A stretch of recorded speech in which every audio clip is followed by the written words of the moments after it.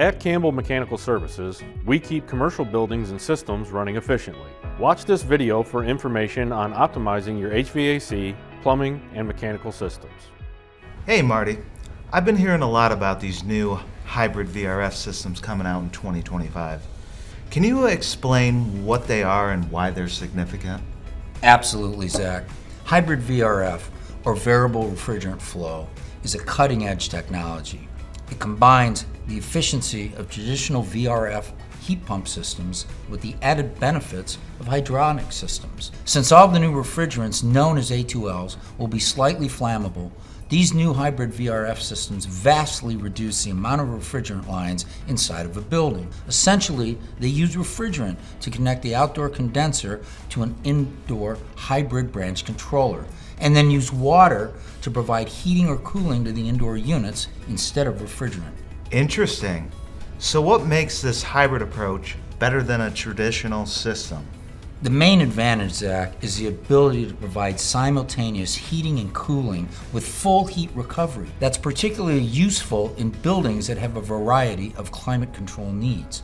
Again, by using water instead of refrigerant in indoor spaces, hybrid VRF systems reduce the overall refrigerant charge and eliminate the need for refrigerant piping indoors, except from the outdoor condenser to the hybrid branch controller.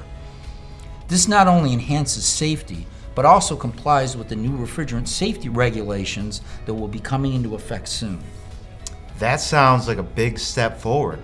How does this impact energy efficiency and operational costs? Great question, Zach. Hybrid VRF systems are designed to be highly energy efficient. They can reduce energy consumption significantly by optimizing the heat exchange process. Studies have shown that these systems can lower energy costs by up to 40% compared to traditional HVAC systems. That's a huge amount of money that could be saved when these systems are installed in schools, hospitals, senior living facilities, condominiums, apartments, you name it. Additionally, the use of water for heat transfer helps maintain more stable indoor air temperatures, which can improve overall comfort and reduce operational expenses. What about the maintenance of these systems? Is it more complex? Zach, maintenance is actually simplified because the indoor units are hydronic, which means fewer refrigerant-related issues. Plus, the system scalability allows for easy expansion and customization to meet specific building needs. This sounds like a game changer for the HVAC industry. What should facility managers consider when deciding to implement a hybrid VRF system? Zach, facility managers should evaluate their current HVAC needs, energy consumption patterns, and future regulatory requirements.